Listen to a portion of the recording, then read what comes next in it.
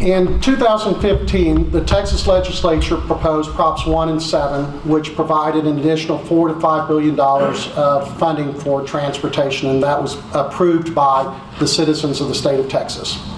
At the same time, the CFO then of TxDOT, now the CEO, stated that that required, as a condition of that, that still assumed that all the tools would be in the toolbox, that we would still have the ability to have toll roads and we'd still have the ability to have managed lanes. Well, the Texas legislature in this past legislative session has basically eliminated that. So we now have a shortfall of $6 billion a year for transportation.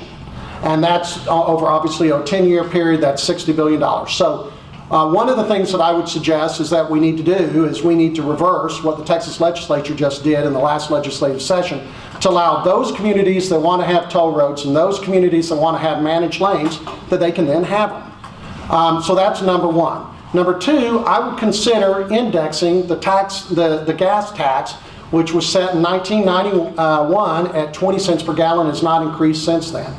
We're expecting our growth in population from now to 2050 to be, we're going to double.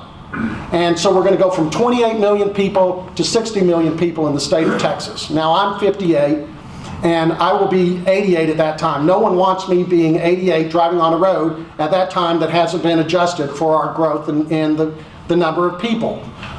So I would suggest that we should index the gas tax to the growth, and by then it would increase to 40 cents a gallon, which by the way is still 10 cents less than what Pennsylvania now charges. So that would go a long way. I would also try to go to the federal government and get them to adjust the amount of money they're sending us because we're not getting their fair share.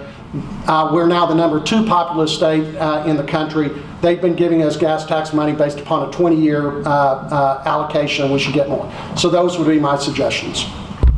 Thank you.